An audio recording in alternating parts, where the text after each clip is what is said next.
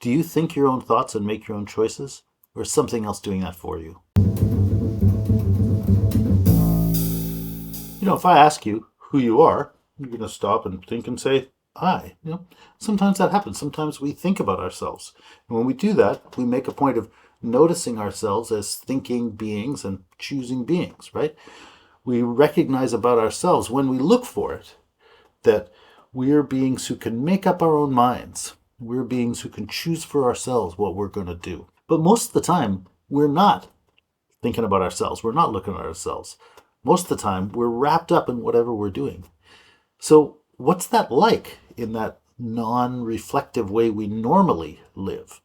Are we that same kind of thinking and choosing self? Well, according to Heidegger, mostly we're not. Mostly, we're really just one of them.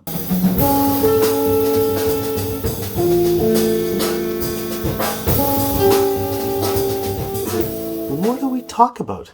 We talk about what anybody talks about. We say, oh, I really like this new keto diet, or I'm so worried about what AI is going to do for education. Or we think like, was that guy right to kill that CEO, right? We talk about those things that everybody talks about.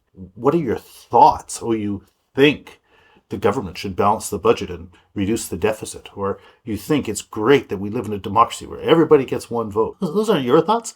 Those are just thoughts that circulate in the air that anyone thinks. They're very easy. They're just kind of publicly available possessions. And what do? You get a coffee, you scroll through Instagram, you buy some of the currently popular clothes, you listen to the currently popular music, right? The things you do, the things you think, things you say, they're what anybody does and thinks and says. So, we tell ourselves that we're this thinking, choosing I, but we're really kidding ourselves. We really, most of the time, act just as mouthpieces for whatever they are. And why is that? Heidegger says it's really because we're afraid of our own freedom. Right? If you're really going to be free, it's up to you to precisely think for yourself, choose for yourself, decide for yourself what's worth saying. And that's hard. When you face those things as questions, you think, what should I say? What should I think? What should I do? Those are tough questions. And so it's really easy, and it really eases that discomfort of uncertainty when there's a ready-made answer. What should I say? Oh, I should say this. That's what everybody says. What should I think? Oh, everybody thinks this. That's what I should think.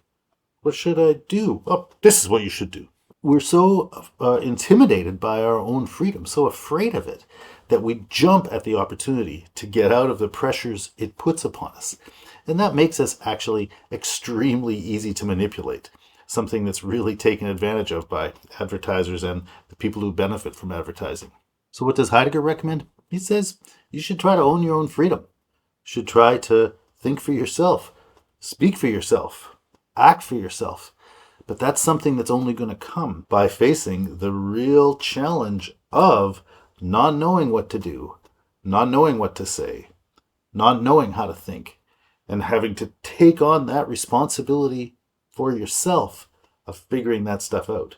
That's what he calls authenticity.